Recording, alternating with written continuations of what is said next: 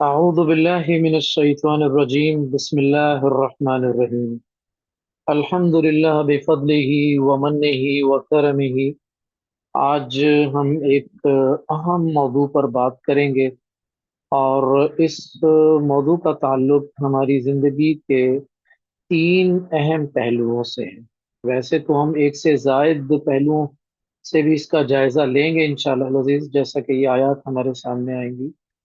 سب سے پہلی بات عقیدہ آخرت، نمبر دو تجارتی اخلاق، اور نمبر تھری دوہرے رویے، جن کو آپ اور ہم ڈبل اسٹینڈرڈز کہہ سکتے ہیں۔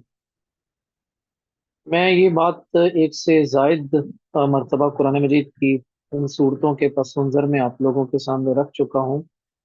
قرآن مجید میں جو مکی صورتیں ہیں، جن کی تعداد تقریباً 86 کے قریب ہے، یہ 86 صورتوں میں تین موضوعات کو سب سے زیادہ آ، بیان کیا گیا ہے۔ نمبر ایک توحید، نمبر دو رسالت، اور نمبر تین آخرت۔ عقیدہ آخرت جس کی ابھی ہم بات کریں گے معیشت کے حوالے سے، میں آپ کو یہ بتاتا چلوں کہ پہلے سال، نبوت کے پہلے سال 13 صورتیں نازل ہوئی ہیں۔ نبوت کے پہلے سال 13 صورتوں میں سے 6 صورتیں براہ راست عقیدہ آخرت کے حوالے سے ہیں۔ یعنی اللہ تعالیٰ نے آ، عقیدہ آخرت کو اتنی اہمیت دی۔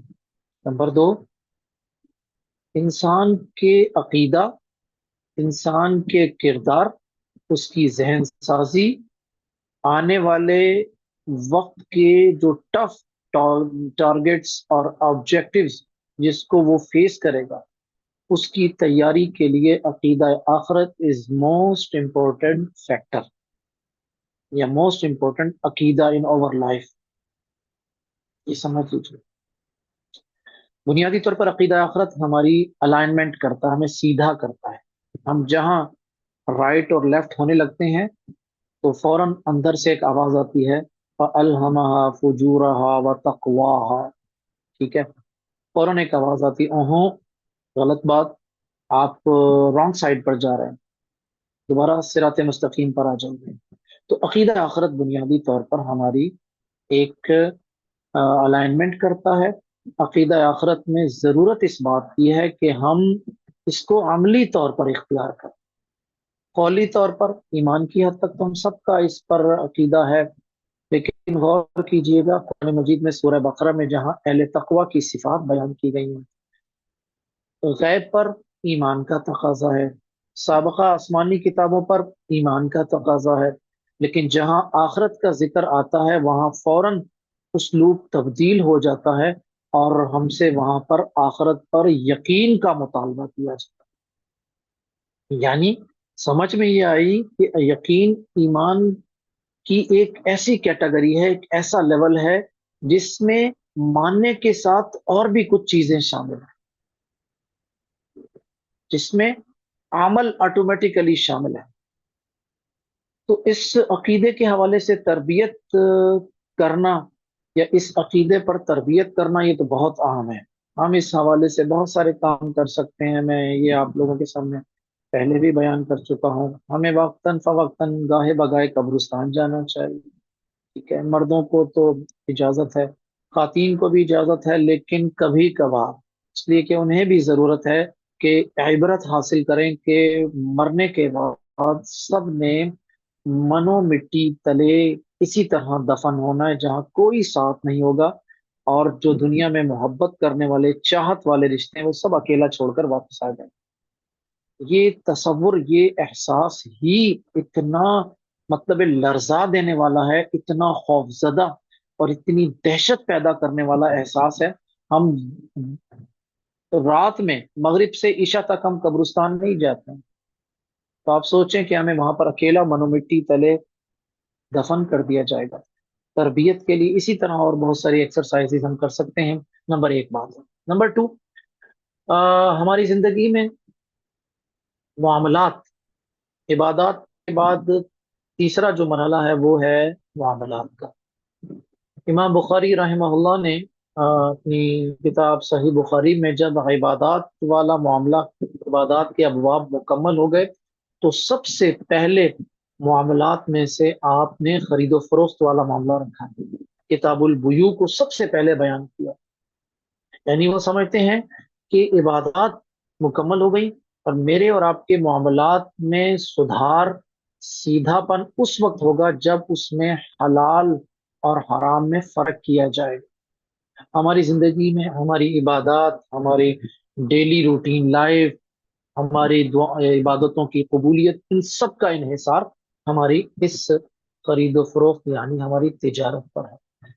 تجارت کے حوالے سے صحیح بخاری، جس کی میں الحمدللہ اپنی اپنے علم کی حد تک تلمیذ انسٹیٹیوٹ کے تحت میں اس کے کم از کم 35 یا 38 لیکچر میں نے ریکارڈ کروائے، اس میں نے ایک بات بتائی تھی کہ تجارت میں خرید و فروخت کے باب میں قرآن نے دو باتیں مسلمان تاجروں کے لیے لازمی قرار دی، جو عمومی طور پر ایک کلیکٹیو پوائنٹ آف ویو سے ہمیں اپنے معاشرے میں وہ چیز نظر نہیں آتی۔ نمبر ایک، عقیدہ آخرت، جس کا ذکر ابھی ہم کریں گے۔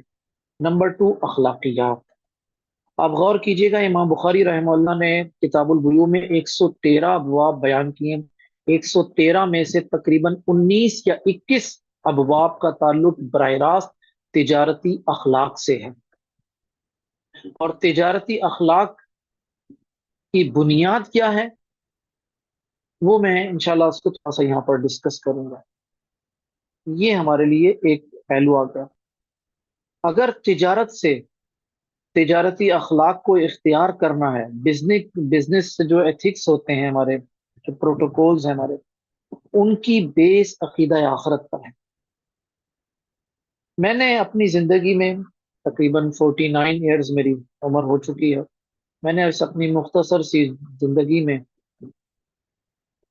جتنے اچھے لوگوں کو دیکھا ہے، ان تمام اچھے لوگوں کی اچھائی کے پس منظر میں توحید کے ساتھ عقیدہ آخرت بہت زیادہ ہے۔ ان کو مرنے کا خوف تھا، موت ان کے اوپر حاوی رہتی تھی۔ آپ سوچئے کہ ہماری موت اگر ہمارے عبادات میں، ہماری ڈیلی روٹین لائف میں یہ سوچ آ جائے، ہماری نیندوں میں، ہمارے جاگنے میں، ہمارے کھانے پینے میں، ہمارے مالی معاملات میں، ہمارے دیگر صلہ رحمی والے معاملات میں، جہاں یہ موت کا فیکٹر شامل ہو جائے، مجھے بتائیے وہاں پر ہمارا طرز عمل، ہمارے اسٹریٹجیز، ہمارے اسلوب سب تبدیل ہوں گے یا نہیں ہوں گے؟ گھر کے معاملات میں بھی یہی کچھ ہوتا ہے۔ ہم دیدہ دلیر کیوں ہیں اتنے؟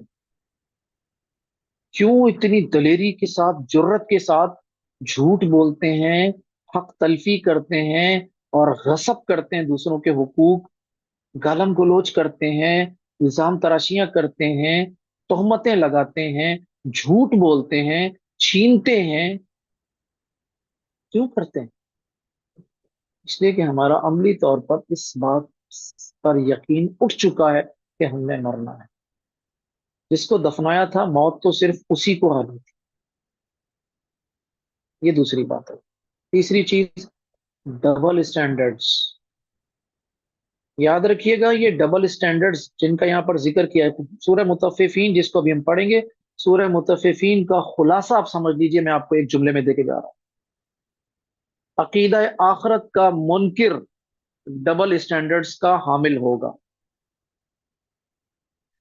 وہ شخص جو عقیدہ آخرت کو پراپر وے میں نہیں مانتا، ہم اسی کی زندگی میں یہ دوہرے رویے یا دوغلا پن یا منافقت والے رویے ہم اسی کی زندگی میں دیکھیں گے۔ آئیے ذرا ہم سورہ مطففین پر جائزہ لیتے ہیں۔ سورہ مطففین بنیادی طور پر یوں سمجھ لیجئے کہ مکی صورت ہے۔ مکی صورت کے موضوعات ہم جان چکے ہیں کہ توحید، رسالت اور آخرت، یہی تین موضوعات ہمارے پاس آتے ہیں۔ سورہ مطففین مکی صورت ہے، اور اس کی 36 آیات ہیں کل، اور ان 36 آیات کے حوالے سے اگر میں کچھ ایک سمجھ، جسٹ فار انڈرسٹینڈنگ बात करना चाहूँ तो पहली बात मैं ये कहूंगा कि किसी भी कुरानी सूरत को या किसी भी आयत को समझने के लिए सबसे अहम तरीन बात यह है कि हम ये देखें कि ये सूरत या आयत ये किस जमाने में नाजिल हो रही है।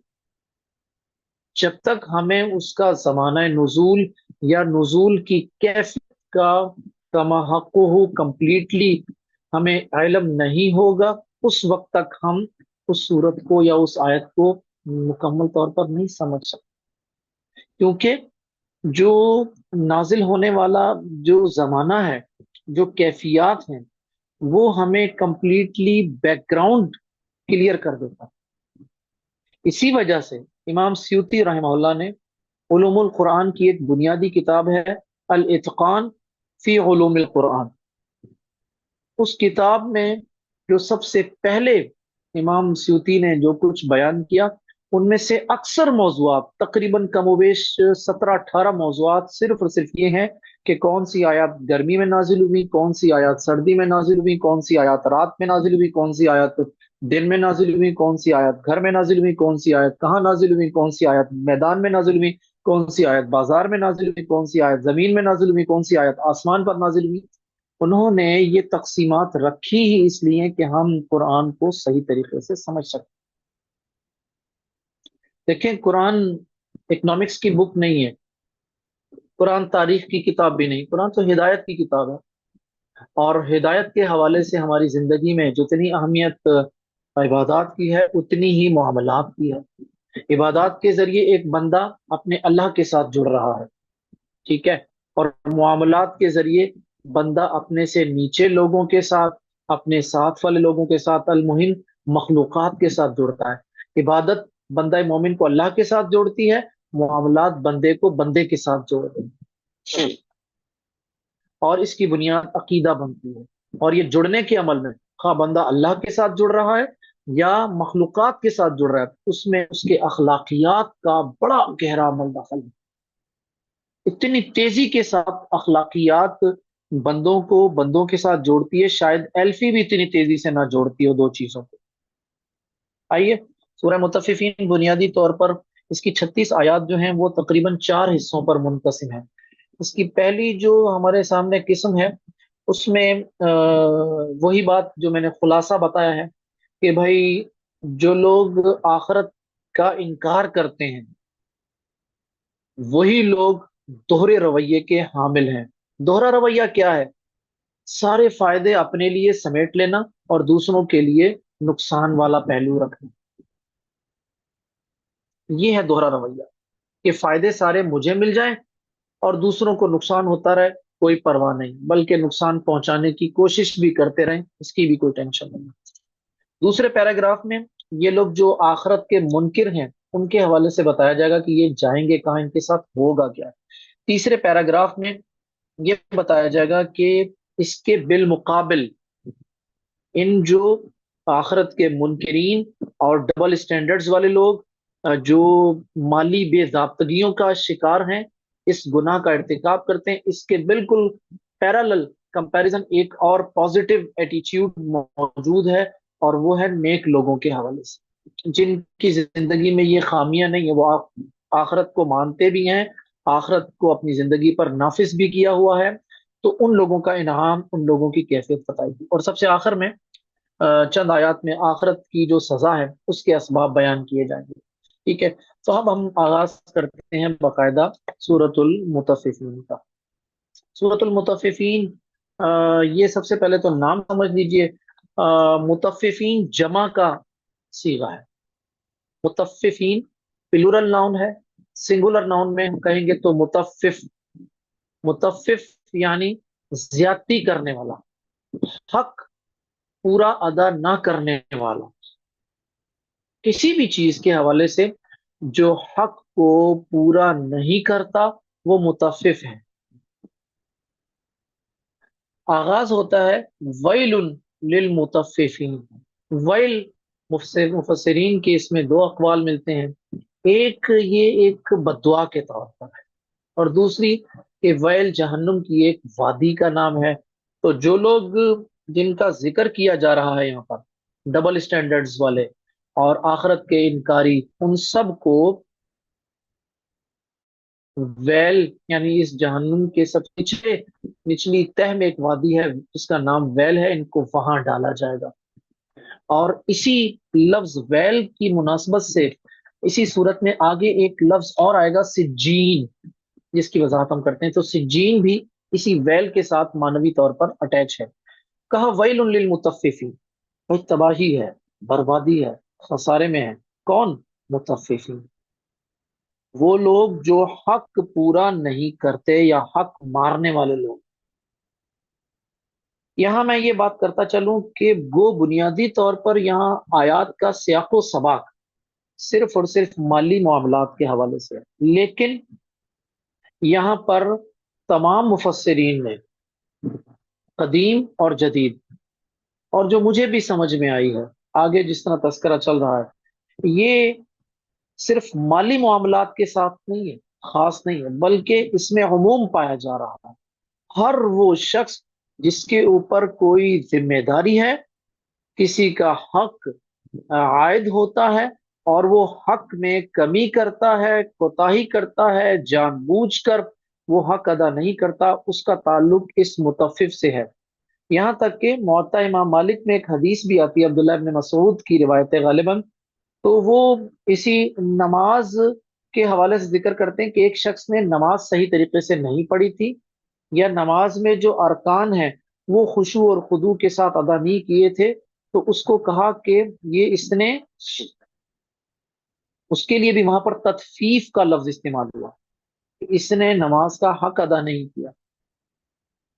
تو ابن القیم رحمہ اللہ نے بھی ایک مقام پر یہ کہا ہے کہ بھائی یہ ہر چیز کا لکل شیء وفاء، ہر چیز کا پورا کرنا لازم ہے، ہر چیز کے اندر یہ کیفیت پائی جاتی ہے کہ اس کو پورا کیا جائے، اور اس میں کمی کا پہلو بھی پایا جاتا ہے جس کو تفافا، یا اس کو اس اعتبار سے تطفیف کے نام سے اس کو ہمارے سامنے رکھا گیا۔ تو ویل للمطففین، بربادی ہے ان لوگوں کے لیے جو لوگوں کے حقوق پورے نہیں کرتے۔ الذین، آگے ایک مثال دے دی گئی، الذین اذا اکتالوا علی الناس یستوفون۔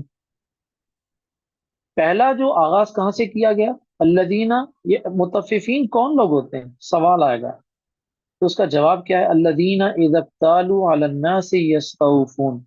بھائی یہ مطفف وہ لوگ ہوتے ہیں جن کے بارے میں کہا جا رہا ہے کہ یہ لوگوں کے حق پورے نہیں کرتے، ڈنڈی مارتے ہیں، لوگوں کے حقوق غصب کرتے ہیں۔ ان کی سب سے پہلی پہچان کیا ہے؟ ان کی علامت کیا ہے؟ سب سے پہلی پہچان، یہ دھوکہ دیتے ہیں۔ اور ان کے دھوکہ دینے کے حوالے سے طرز عمل کیا ہوتا ہے کہ جب انہوں نے اپنے لیے کچھ لینا ہوتا ہے، الذین اذا اکتالوا، کہ جب یہ اپنے لیے کچھ ناپ کرتے ہیں، کوئی چیز لینا چاہتے ہیں، علی الناس، تو لوگوں پر چڑھ کر، یستوفون، اس کو پورا لیتے ہیں۔ میرے والد صاحب رحمہ اللہ مجھے اس حوالے سے نا اس آیت کا ایک ترجمہ اپنے الفاظ میں بیان کرتے تھے کہ یہ وہ لوگ ہیں جب لوگ انہوں نے اپنا کوئی حق لینا ہوتا ہے تو لوگوں کے حلق پر انگوٹھے رکھ کر یہ اپنا حق زبردستی ان سے نکلوا لیتے ہیں، بلکہ اس پر زیادتی کرتے ہیں، اس سے اور اضافی لیتے ہیں۔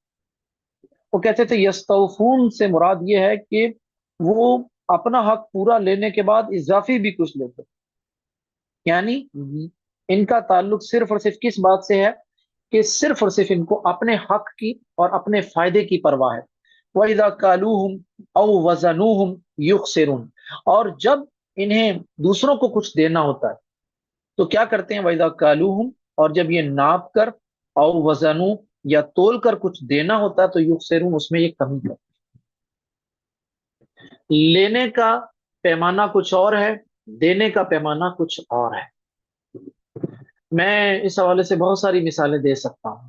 ہمارے یہ جو، اچھا یہ کچھ لفظوں میں اس کی کچھ لغوی تشریحات بھی ہیں، یہ کیل، کالو، وزن و اکتیال، یہ سارے میں ان کی لفظی اور فنی مباحث میں نہیں جاؤں گا، لیکن میں آپ کو اس کا خلاصہ یہ بتانا چاہوں گا کہ کچھ چیزیں ایسی ہوتی ہیں جو لیکوڈ ہوتی ہیں، لیکوڈ چیزوں کو لیٹر میں تولا جاتا ہے، ٹھیک ہے، اور جو چیزیں سالڈ ہوتی ہیں ان کو ان کا وزن کیا جاتا ہے. کچھ چیزیں ایسی ہوتی ہیں جن کا تعلق کاؤنٹنگ سے ہے، جن کو گنا جاتا ہے. زمین گنی جاتی ہے. ہمارے کراچی میں کینو جس طرح ہے تو کینو کو کاؤنٹ کر کے بیچا جاتا ہے. پنجاب کے کچھ علاقوں میں کینو کو تولا جاتا ہے، کلو کے حساب سے بیچے جاتا ہے. اپنے اپنے رواج ہیں. کسی بھی چیز کو ماپا جائے، ناپا جائے یا وزن کیا جائے. یہ ماپ لفظ جو ہے میم سے جو آتا ہے، ماپنے کا مطلب ہوتا ہے کہ وہ لیکوڈ چیز ہے، اس کو لیٹرز میں اس کا پیمانہ کیا جا رہا ہے. یہ جو نون ہے، ناپنا نون کے ساتھ، اس کو وہ کہہ رہے ہیں کہ کاؤنٹنگ کا تعلق ہے اس کا. زمین جیسے کہ ناپی جاتی ہے. اچھا، اور کچھ چیزوں کا تعلق کاؤنٹنگ سے آ گیا یا وزن سے آ گیا. تو کوئی بھی تین ہی چیزیں، لیکوڈ، سالڈ اور کاؤنٹنگ، ان تینوں چیزوں میں جو اوزان مقرر کیے گئے اس میں ہم بڑی ڈنڈی مارتے ہیں. دودھ کا ایک ڈبہ ہے، یا کوئی بھی مارکیٹ سے چیز لے لیں، اس کے اوپر لکھا ہوگا 1 لیٹر، تو ان کا 1 لیٹر 900 گرام کا ہوگا، 950 گرامس کا ہوگا. پورا نہیں کریں گے وہ. یہاں یہ فرق ذہن میں رہے کہ اس میں تھوڑا سا فرق بھی ہے. پورے کمپلیٹ 1000 گرام کی بات نہیں کر رہا ہوں، 1024 گرام پر بنتا ہے. لیٹر میں اور کلو میں بھی تھوڑا سا فرق آتا ہے. بہرحال یہ ایک فنی مباحث ہے. تو بتانے کا مقصد یہ ہے کہ ایک شخص جو جب لینے کی باری آتی ہے تو وہ ایک ایک گرام کو پورا رکھ کر لیتا ہے، زبردستی لیتا ہے، غلبے کے ساتھ کرتا ہے. اور جب دینے کی باری آتی ہے تو اس وقت اس کو اس بات کی کوئی کیئر نہیں ہوتی. ہمارے مارکیٹ میں جو پھل فروش ہوتے ہیں کیا کرتے ہیں، آپ نے اپنی مرضی سے سیب لینے، تو وہ آخری میں ایک دانہ اس طرح ہاتھ سے پکڑے گا کہ خراب والا حصہ ہتھیلی کی طرف ہوگا اور وہ ڈال دے گا. کتنا اس نے بچایا؟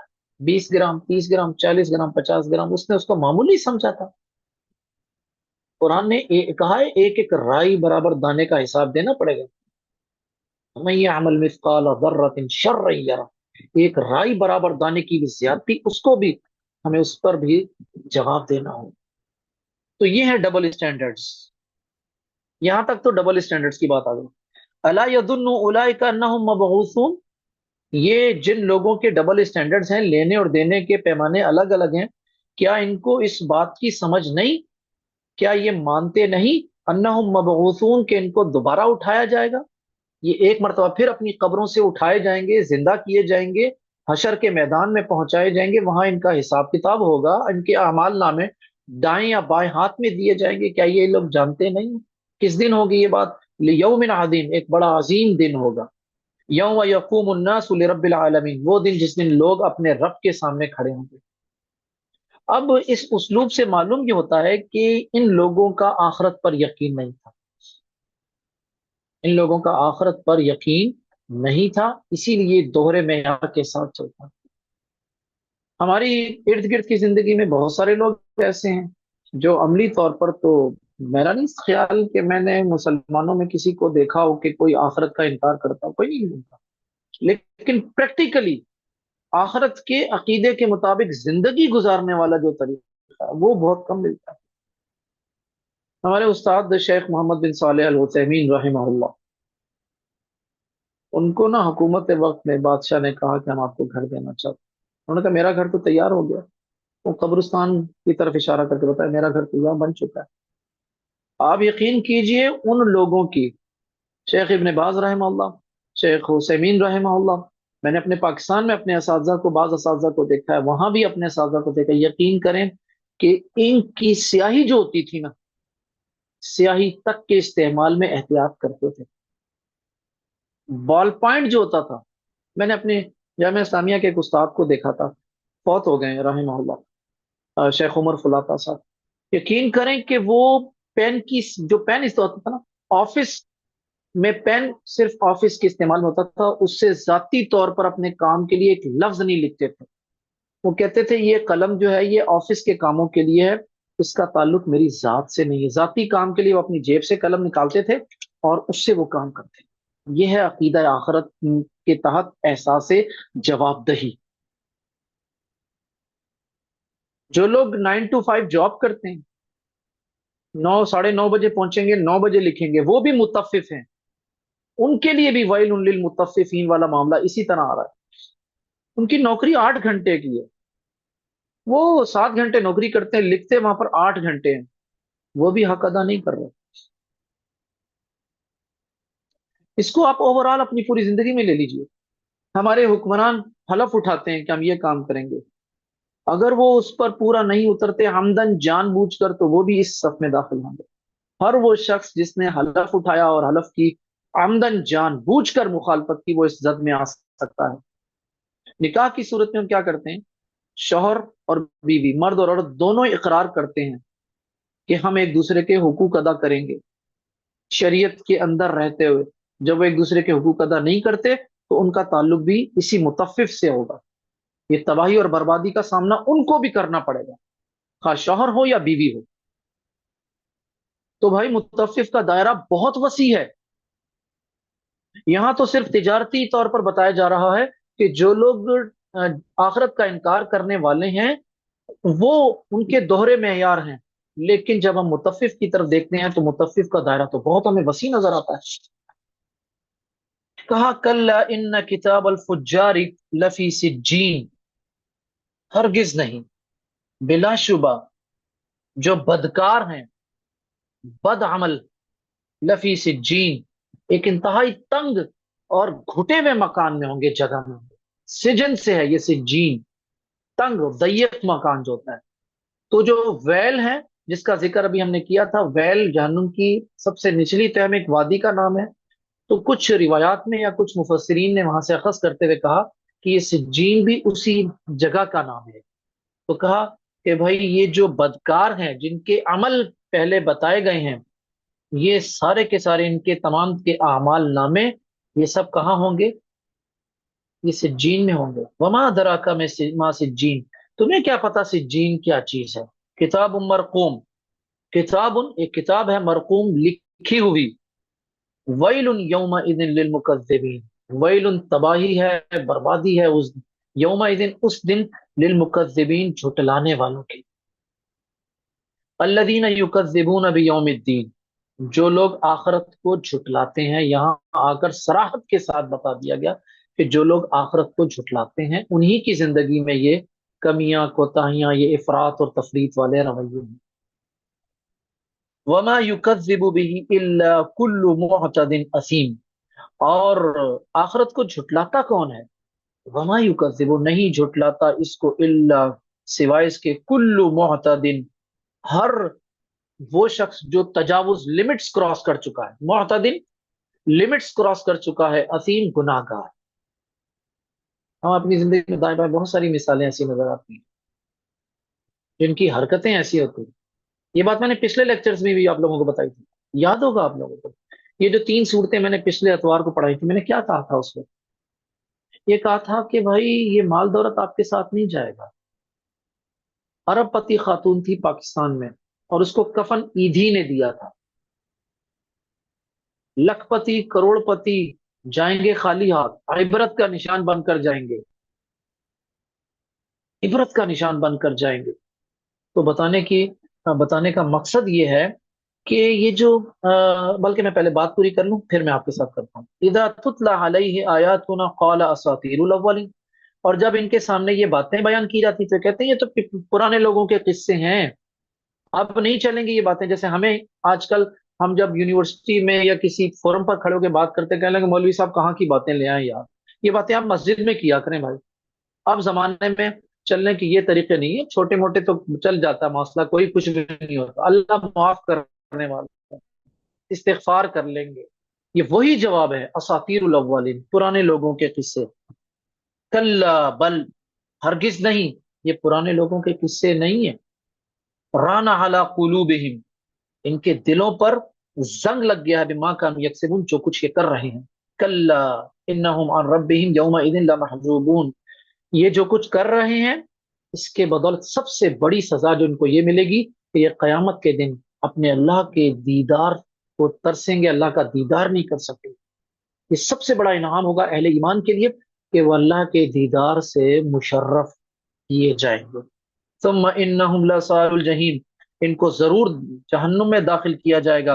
ثم یقال، ھذا الذی کنتم بہ تکذبون، کہ بھائی یہ ہے وہ جس کا تم انکار کیا کرتے، جہنم میں داخل کیا جائے گا اور پھر ان سے کہا جائے گا یہ ہے وہ جس کا تم انکار کرتے تھے۔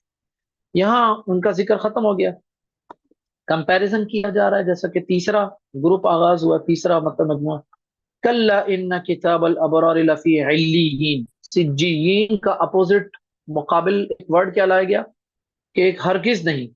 یہ جو لفظ کلا لایا گیا نا، یوں محسوس ہوتا ہے جیسے اس سے پہلے کچھ باتیں کی گئی جس کے حوالے سے کچھ غلط فہمی کا ازالہ کیا جا رہا ہے۔ کہا کلا، ہرگز نہیں، ان کتاب الابرار، نیک لوگوں کے اعمال نامے لفی علیین، علیین میں ہوں گے۔ وما ادراک ما علیون، تمہیں کیا پتا علیون کیا ہے؟ کتاب مرقوم، یہ لکھی ہوئی کتاب ہے، یشہدہ المقربون، یہ ایسے آقام پر ہے جس کے نزدیک، جس کے قریب فرشتے جو ہیں وہ اس کے پاس حاضر رہتے ہیں۔ ان الابرار لفی نعیم، فرشتے نیک لوگ جو ہوں گے ضرور از ضرور نعمتوں سے لطف اندوز ہوں گے، علی الارائک ینظرون، تختوں میں، مسہریوں میں، اپنے بڑے خوبصورت نشست گاہوں میں بیٹھے ہوں گے، تعرف فی وجوہہم، ان کے چہروں کو جب دیکھو گے، نظرۃ النعیم، تو آپ نعمتوں کی تازگی ان کے چہروں پر محسوس کرو۔ ایمان والوں کے جو چہرے ہوتے ہیں نا، آپ کو ان کے چہرے بتاتے ہیں، ایمان والوں کے چہرے، اس کا تعلق ظاہری خوبصورتی سے نہیں ہوتا، یہ والی خوبصورتی، یہاں کی جو خوبصورتی ہے وہ چہرے تک آ جاتی ہے، ٹھیک ہے۔ یسقون من رحیق مختوم، انہیں بڑی زبردست خالص مہر لگی ہوئی شراب جو اس دن کھولی جائے گی، وہ شراب ان کو پلائی جائے گی، ختامہ مسک، بھائی اس کے اوپر مہر لگی ہوگی، وفی، اور یہ اس پر کستوری، یعنی بڑی قیمتی چیز ہے، ہرن سے ایک خوشبو تیار کی جاتی ہے، اس کی بات کی جاتی ہے۔ وفی ذلک فلیتنافس المتنافسون، اور اہل ایمان کو اسی کے لیے کوشش کرنا چاہیے، مسابقے میں حصہ لینا چاہیے اور سبقت کرنے کی کوشش کرنا چاہیے۔ ومزاجہ من تسنیم، اس میں تسنیم کی آمیزش بھی ہوگی۔ تسنیم کیا چیز ہے؟ تسنیم یہ اس شراب کی ایک صفت بتائی جا رہی ہے، جیسا کہ یہ جنت کی سب سے اعلیٰ ترین شراب ہوگی، اس میں عین یشرب بها المقربون، یہ ایک ایسا چشمہ ہوگا جس سے صرف مقرب بندے وہ یہاں سے پیئیں گے۔ ان الذين اجرموا كانوا من الذين امنوا يضحكون، بلا شبہ یہ مجرم لوگ جو تھے یہ دنیا میں کیا کرتے تھے؟ اہل ایمان پر ہنستے تھے، ان کا مذاق اڑاتے تھے، جیسا کہ آج ہمیں اپنی داڑھی پر مذاق کا سامنا کرنا پڑتا ہے، اپنی شلوار ٹخنے سے اوپر ہوتی، اس پر ٹوپی ہے، اس پر میری خاتون بہن، یقین کریں مجھے، میں یونیورسٹی میں پڑھاتا ہوں، مجھے بعض اوقات ابھی پچھلے مہینے کراچی میں شدید گرمی کا ایک فیز آیا، شدید ترین گرمی کا فیز آیا تھا، جو کراچی کے ساتھ ہیں وہ اس چیز کو جان لیں، بلکہ پورے پاکستان میں تھا گرمی۔ میں نے جو بچیاں اس شدید گرمی میں مکمل گلوز کے ساتھ، عبایا کے ساتھ، مکمل حجاب کے ساتھ آئیں، تو واقعی میں حیران ہوا، میں سمجھتا ہوں کہ صرف ایمان ہے جو اتنی شدید گرمی میں، حدت والے موسم میں بھی اللہ کی اور اللہ کے رسول کی جو سنتیں ہیں اس پر عمل کرواتا ہے۔ دنیا والے مذاق اڑاتے ہیں، دنیا دار یا ملحد یا روشن خیال، جن کے نزدیک دین پر عمل کرنا ایک کھیل تماشا ہے۔ وَإِذَا مَرُّوا بِهِمْ يَتَغَامَزُونَ، اور جب گزرتے ہیں تو آنکھوں سے اشارے کرتے ہیں، دیکھا یہ بے وقوف اور احمق، ان کو پتہ ہی نہیں ہے کہ فائدہ نقصان کیا ہے۔ وَإِذَا انقلبوا إِلَىٰ أَهْلِهِمْ انقلبوا فَكِهِينَ، اور جب وہ اپنے گھر والوں کی طرف لوٹتے ہیں تو کیا کرتے ہیں؟ ہنسی مذاق کرتے ہوئے، دل لگی لطیفے، کہانیاں، استہزاء اور مذاق کرنے والی کیفیت کے ساتھ لوٹتے ہیں۔ وَإِذَا رَأَوْهُمْ قَالُوا، اور جب یہ کافر ان مسلمانوں کو دیکھتے ہیں، ایک تو یہ ہے کہ ان کا مذاق اڑانا ہے، پھر اوپر سے تبصرہ کیا ہوتا ہے؟ ان هؤلاء لضالون، یہ مسلمان گمراہ ہیں، ان کو پتہ ہی نہیں حقیقت کا۔ آج بھی یہ جملے ہمیں اسی طرح سننے پڑتے ہیں۔ آپ لوگ ذرا دیکھیں، ذرا دین کی طرف آنے والے، دین کی طرف جو لوگ آتے ہیں ان کا کیسے مذاق اڑایا جاتا ہے۔ مجھے ایک طالب علم نے بتایا آج کہ شیخ صاحب، میں جب جامعہ ابی بکر میں نے ایڈمیشن لیا تو میرے جو گھر والے تھے ان میں تو خاموش ہو گئے، لیکن میرے رشتہ دار، ماموں، دائیں بائیں، تو کہتے کہ مولوی بناؤ گے تو یہ دنیا میں کرے گا کیا؟ कहाँ से खाएगा, कहाँ से कमाएगा? भाई इसकी शादी करनी है, कैसे, कौन इसकी फैमिली का बोझ कौन उठाएगा? तो शेख साहब, मैं पहले कुछ डामाडोल हो रहा था, लेकिन जब मैंने ये जुमले सुने, मेरा इरादा मजबूत हो गया कि अब मैं जाऊंगा ही जाऊंगा, और इनको मैं कामयाब होकर दिखाऊंगा। और इंशाअल्लाह अजीज, मेरा अल्लाह मुझे कामयाब करवा के, कामयाब करके इनके सामने लेकर आएगा। मैं अपने उस बच्चे के लिए भी दुआ करता हूँ, अल्लाह ताला उसको कामयाब करे। पहले दीनी तौर पर कामयाब करे, उसकी दुनियावी कामयाबी दीनी बुनियादों पर हो। तो इस मजाक का और इस गुमराही का और इन चीजों का सामना हमें करना पड़ता है। मैंने खुद सामना किया। मैंने अपने घर में अपनी फैमिली की तरफ से ये सामना किया। मेरे भाई एक थे, वो मजाक उड़ाते थे जब मैं घर जाता था। जामिया अबी बकर में पढ़ने के दौरान जब घर पहुंचता था, तो वो कहते थे, यार मौलवी साहब आ गए भाई, सारे हाथ बांध लो, टोपियां पहन लो भाई, जाय नमाज बिछा लो, मौलवी साहब आ गए, मुल्ला जी आ गए। मैंने इस तरह मजाक पेश किया। तो ये मजाक होता है हमारे साथ। वमा उरसिलु अलैहिम हाफिदीन। और वो, हालांकि वो काफिर जो थे, इन मुसलमानों पर इनको कोई निगरानी की जिम्मेदारी नहीं दी गई थी। ये लोग जो हरकतें कर रहे हैं, फल अल्लज़ीना आमनु मिनल कुफ़ार यदहकून, दुनिया में जो होना था सो हो चुका। आज अहले ईमान इन काफिरों की तरफ देखेंगे और हंस रहे होंगे। अलल अराइकी यंजुरून, और ये अपनी तख्त गाहों पर, अपनी मसहरियों पर बैठे होंगे और इनकी तरफ देख रहे होंगे। हल सुव्विबल कुफ़ारु मा कानू यफ़अलून, और क्या और ये देख क्या रहे होंगे, क्या काफिरों को वो बदला दिया गया जिसके बारे में हम कुरान में पढ़ते थे, इनके साथ ये होगा, उनके साथ वो होगा। ठीक है। ये थी हमारी सूरह मुतफ्फिफीन की 36 आयत। मैं इसको अब सबसे पहले तो मैं लर्निंग लेसन दे दूं। हमने लर्निंग लेसन तो हर सूरत में लेना होता है ना। भाई मेरे काबिल एहतराम सामईन और सामियात, अल्लाह ताला आप सबको अपनी आफियत अता करे, शैतान के शर से, नापसंदीदा चीजों से, गुनाहों के इर्तिकाब से आपको अपनी आफियत अता। नंबर एक तो ये दुआ जो मैंने देनी है, आप भी मेरे लिए दुआ कीजिएगा। नंबर टू, लर्निंग लेसन, अकीदा आखरत को इख्तियार कीजिए। वल्लाहि बिल्लाहि तल्लाहि, अकीदा आखरत मेरी और आपकी जिंदगी में इनकलाब ले आए, यकीन कीजिए। अच्छा ठीक है, ठीक ठीक, नो प्रॉब्लम। तो मैं इस पर मजीद आगे बात करूंगा। अकीदा आखरत हमारी जिंदगी में इनकलाब ले आए। अकीदा आखरत के हवाले से हमें करना क्या है?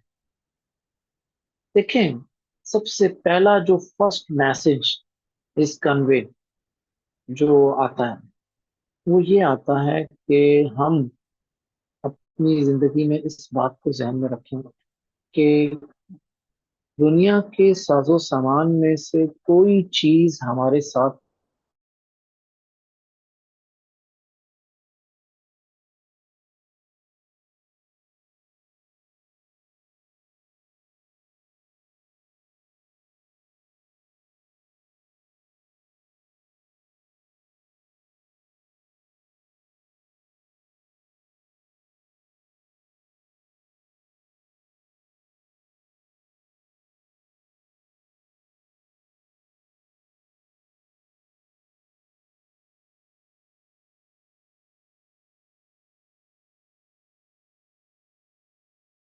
तो हमें इस सोचने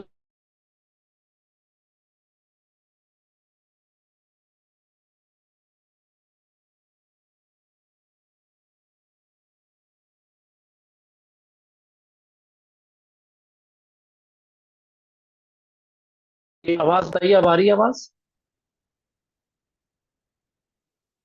वलीद बताइए बेटा, आवाज आ रही है? जी ओके, ठीक है।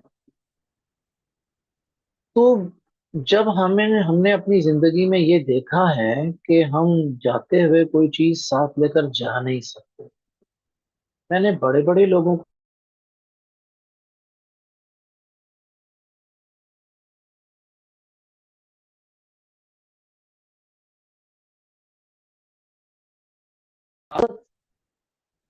और हमारी माइशत, इसका आपस में लिंक क्या है?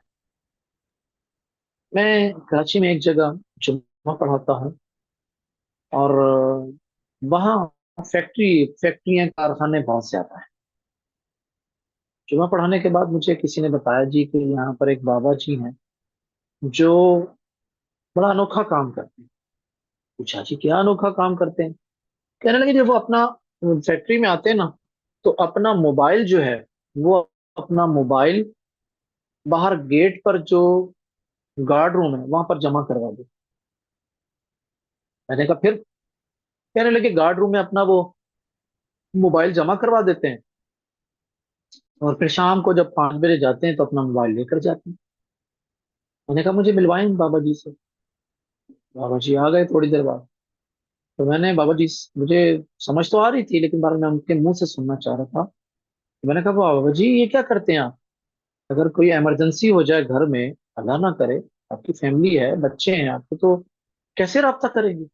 کہا میں نے گھر والوں کو گارڈ روم کا نمبر دیا ہوا ہے، اللہ نہ کرے کوئی ایمرجنسی ہوگی تو وہ یہاں پر گارڈ کو فون کر دیں گے اور گارڈ جو ہے مجھے بتا دے گا، معاملہ ختم۔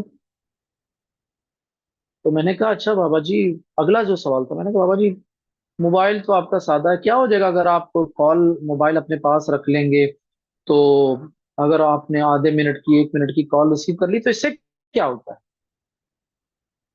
پتا ہے اس بابا جی نے کیا کہا تھا؟ اس بابا جی نے جو کچھ مجھ سے کہا تھا، میرے رونگٹے کھڑے ہو گئے تھے۔ میں یقین کریں بڑی دیر تک میں خاموش رہا، اور وہ بابا مجھے دیکھتا رہا، میری آنکھ میں آنسو آ گئے تھے، کیونکہ اس بابے نے جو سبق مجھے، ایک ان پڑھ بابے نے جو سبق دیا تھا نا، وہ یقین کریں ہزاروں کتابوں پر بھاری تھا میری۔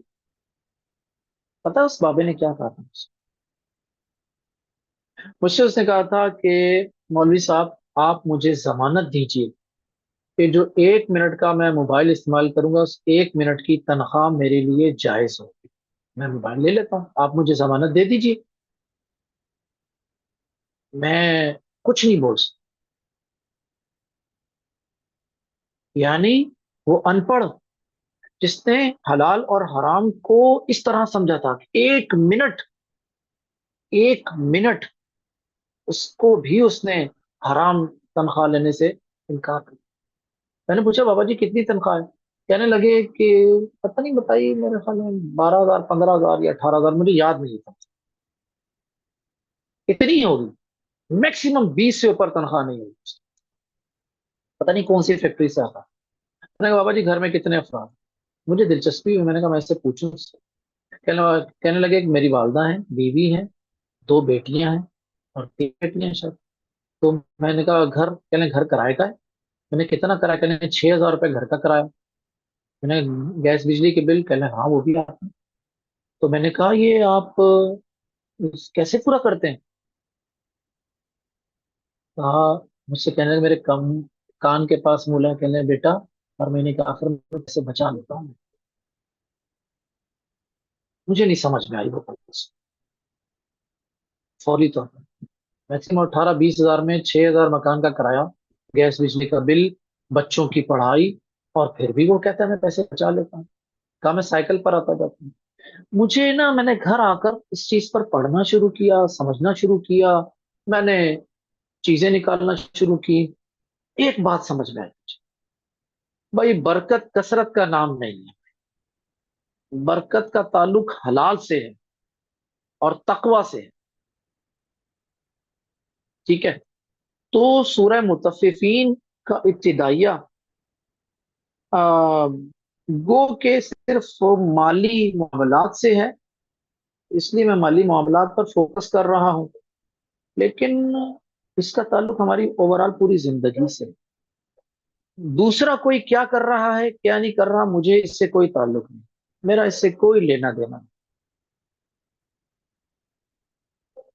جس سے کوئی لینا دینا۔ میں آپ کو ایک بات بتاؤں، عقیدہ آخرت، یقین کیجئے، میں آج آپ کو اپنی ایک ذاتی بات بتاؤں۔ میں نے اپنے کچھ ساتھیوں کے ساتھ مل کر کاروبار کیا تھا 2003 4 5 میں فیصلہ آباد، ٹریول ایجنسی بنائی، اور اس میں ہمارے ساتھ کچھ فراڈ ہوا۔ ایک ایجنٹ تھا، ہمارے پیسے لے کے بھاگ گیا، ہم لوگ شدید کرائسس میں آئے، کاروبار بند کرنا پڑ گیا ہمیں۔ میرے ساتھ 2 پارٹنرز اور تھے۔ آپ یقین کیجئے کہ جب ہم نے حساب کتاب کیا تو ڈیفینیٹلی مجھ پر بھی کچھ اماؤنٹ آتی تھی جو دینی تھی۔ اس وقت کی بات ہے، آج 2003 4 میں تقریباً میرا خیال میں شاید 7-8 لاکھ کی اماؤنٹ تھی جو میرے پر بنتی تھی. میں واپس کراچی آ گیا. اور آپ یقین کریں کہ میرے دونوں دوستوں کے ساتھ، دونوں ساتھیوں کے ساتھ، ان کو تھانہ کچہری، حوالات، جیل، ایف آئی اے، ساری ٹینشنیں فیس کرنا پڑا. میرے دروازے پر کبھی نہ جن کے قرضے تھے وہ کبھی آئے، نہ میں نے نمبر چینج کیا، نہ میں نے رہائش چینج کی، نہ کوئی پولیس والا میرے گھر پر آیا. ایک چھوٹی سی بنیاد کیا بنا. میرے والد صاحب رحمہ اللہ نے جب ساری باتیں سنی، انہوں نے مجھ سے کہا تھا بیٹے یہاں سے اپنے آپ کو کلیئر رکھنا، بس ایک دعا کرتے رہو، اللہ مرنے سے پہلے یہ میرا قرضہ ادا ہو جائے. انہوں نے مجھے ایک دعا سکھائی، اللہم اکفینی بحلالک عن حرامک، نبوی دعا جو ہے. تو میں نے اس چیز کو اس طرح سمجھا کہ انسان کا اگر یقین ہو تو اگر وہ کلیئر رہنا چاہتا ہے تو اللہ کی طرف سے اس کے لیے راستے آسان کریں. ومن یتق اللہ یجعل لہ مخرجا. میں اس چیز سے نکلنا چاہ رہا تھا، اللہ نے مجھے نکال دیا. میرے والد صاحب نے کہا بیٹے ایک لمحے کے لیے بھی اپنے ذہن میں یہ مت لانا کہ تم نے یہ پیسے نہیں دینے، دینے ہیں. میں اس وقت جاب لیس تھا، کوئی کاروبار نہیں تھا، اور 7 لاکھ کا اماؤنٹ بہت بڑی تھی، بہت بڑی اماؤنٹ تھی. جس وقت آپ یہ سمجھیں کہ سونا جو تھا میرا خیال میں 18,000 یا 20,000 تولہ تھا. یہ اس وقت کی بات بتا رہا ہوں. اللہ نے اسباب بھی پیدا کیے، سارے معاملات کیے، الحمدللہ. آپ پیچھے دیکھ لیں، سب کچھ موجود ہے کہ میری پوری لائبریری ہے یہ والی، الحمدللہ. تو بھائی بات یہ ہے کہ عقیدہ آخرت مجھے اور آپ کو سیدھے راستے پر لے کر. میں اپنی ایک ماں سے، اپنی ایک بہن سے، اپنی ایک بیٹی سے میں یہی بات کروں. خدا را آپ لوگ اپنی جو فیملی لائف ہے، میرڈ لائف ہے، جو ریلیشنز کی جو لائف ہے، سوشل لائف ہے، اس میں اس بات کو ذہن میں رکھیں. دنیا میں تو بچ جاتے ہیں لوگ، مالی معاملات میں دائیں بائیں بہت ساری چیزیں، لیکن آپ یقین کریں آخرت میں نہیں بچ سکتے. پاسبل. ہمارے ایک شیخ عطا اللہ ساجد نام ہے، انہوں نے آئی تھنک شاید سے انہوں نے نسائی کی شرح لکھی، دارالسلام، گجرانوالا کے رہنے والے. جامعہ میں پڑھاتے تھے. جامعہ میں 8 سے لے کر 1 تک پڑھاتے تھے، اور اس کے بعد بھی بچوں کو پڑھاتے رہتے تھے. جو بچہ گیا عصر کے بعد، مغرب کے بعد، عشاء کے بعد. پوچھا کہ کیوں کرتے ہیں ایسا، بعد میں کیوں پڑھا؟ پتا ہے انہوں نے کیا جواب دیا؟ انہوں نے کہا بیٹا میں سمجھتا ہوں کہ میں کلاسز میں 8 سے لے کر 1 تک جو پڑھانے کی تنخواہ لیتا ہوں نا، مجھے یوں لگتا ہے جیسے میں اس تنخواہ کا حق ادا نہیں کر پا رہا. تو میں پھر وہ بعد میں حق ادا کرنے کی کوشش کرتا ہوں. یہ عقیدہ آخرت کے ذریعے جو تقوی حاصل ہوتا ہے نا، وہ یہ ایسے نتائج آتے ہیں. پھر اللہ تعالیٰ کس چیز کی توفیق دیتا ہے؟ سنن نسائی کی کتنی جلدوں میں لی؟ الحمدللہ 7 جلدوں میں انہوں نے شرح لکھی. الحمدللہ یہ اللہ کی توفیق ہے کہ اس خیر کی توفیق اس طرح اللہ تعالیٰ نے ان کو انعام دیا کہ ان کا نام علم حدیث کے شارحین میں لکھا گیا. تو آپ لوگ بھی اپنی اپنی زندگی کا جائزہ لیں. یہ جتنی چیزیں قرآن مجید میں بیان کی گئی ہیں، بالخصوص سورہ مطففین کے اگر پس منظر میں بات کی جائے، دیکھیے کہیں آپ کے ہاتھ سے، آپ کی زبان سے کہیں کسی کی حق تلفی تو نہیں ہو رہی. حقائق بہت تلخ ہوتے ہیں. آپ دیکھیے اگر آپ ایک ماں ہیں تو کہیں آپ کے ہاتھ سے کسی بہو کے حوالے سے تو کوئی زیادتی نہیں ہو رہی. اگر آپ بہو ہیں تو کہیں آپ کے ہاتھ سے اپنی ساس کے ساتھ کوئی زیادتی تو نہیں ہو رہی. سوچئے آپ نند ہیں تو جٹھانی کے ساتھ، جٹھانی ہے تو نند کے ساتھ، شوہر ہیں تو بیوی کے ساتھ، بیوی ہے تو شوہر کے ساتھ. اللہ ڈر لگتا ہے کبھی کبھی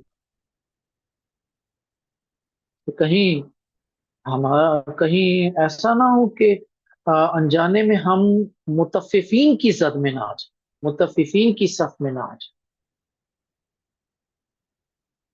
تو سب سے پہلے اس بات کو جانیے کہ آپ کی رسپانسبلٹیز کیا ہیں، اور کوشش کیجیے حقوق کی ادائیگی کے حوالے سے۔ اور آخری بات جس کے میں اپنے آپ لوگوں سے اجازت چاہوں گا،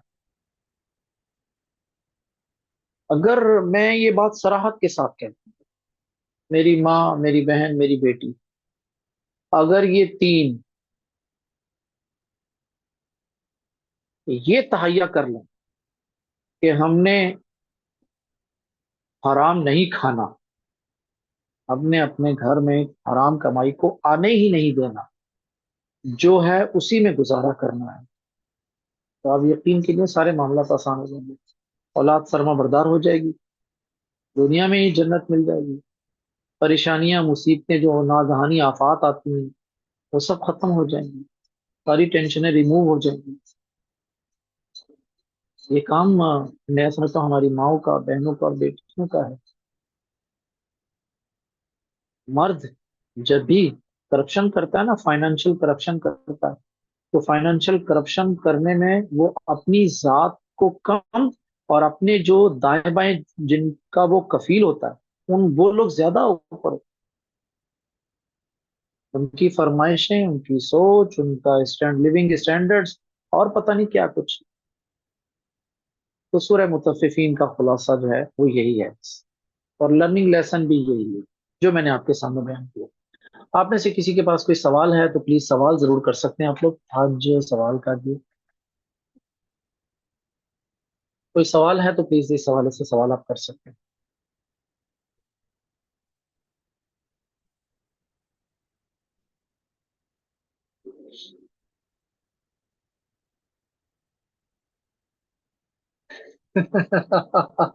اصل میں معاملہ یہ ہے کہ بینگ اے وائف اس کی بہت ذمہ داری ہے، یہ ذمہ داری، رسپانسبلٹی جو ہے شریعت کی طرف سے آئی ہے، شوہر کی فرم برداری اور اس کے حوالے سے جو کچھ ذمہ داریاں، رسپانسبلٹیز ہیں، تو اگر وہ ان ذمہ داریوں کو عبادت سمجھ کرے گی تو اس پر تو اس کو اجر ملے گا، اس پر تو اس کو اجر ملنا چاہیے، تو پوچھ گچھ تو ہوگی، کیونکہ شریعت نے اس کو، عورت کے لیے، چار نکاتی ایجنڈا رکھا ہے جنت میں جانے کا۔ اس چار نکاتی ایجنڈے میں نماز، روزہ، شوہر کی عزت کی حفاظت، اور کے ساتھ اس میں یہ چیز بھی شامل ہے، شوہر کی فرما برداری۔ اگر اس کا شوہر اس سے یہ چیز ڈیمانڈ کر رہا ہے تو پھر تو لازمی بات ہے یہ چیز ایک رسپانسبلٹی والی کیفیت میں آ گئی، پوچھ گچھ ہوگی اس میں تو پھر اس کے ساتھ۔ ٹھیک ہے جی، اچھا جی، اس کے بعد کیا ہے جی؟ کیا حق دوستوں کے بھی ہوتے ہیں جی؟ تمام سب کے دوستوں، سب کے مطلب حقوق ہیں، جو لوگ ہاں آپ کے ساتھ اٹیچ ہیں، وہ کسی بھی رشتے کے ساتھ اٹیچ ہیں، تو جس رشتے کی صورت میں وہ اٹیچ ہیں اس صورت میں ان کا حق تو ہے۔ یہ جو صحبت صالحہ ہے، یہ کیا ہے؟ صحبت صالحہ دوستوں کی، دوستی کی صورت میں ہی ملتی ہے نا، تو وہاں حقوق ہیں، بالکل ہیں، کچھ حقوق ہمارے اوپر ہیں، کچھ حقوق ہمارے ان کے اوپر ہیں۔ ٹھیک ہے جی، اوکے جی، ولید ٹھیک ہے بیٹا جی، اجازت چاہتا ہوں میں، اوکے۔ انشاءاللہ العزیز پھر ملاقات ہوگی انشاءاللہ اگلے اتوار کو، سیم اسی ٹائم پر، اگلی صورت کے ساتھ انشاءاللہ۔ اجازت دیجیے، السلام علیکم ورحمۃ اللہ وبرکاتہ، جزاکم اللہ خیر، السلام علیکم۔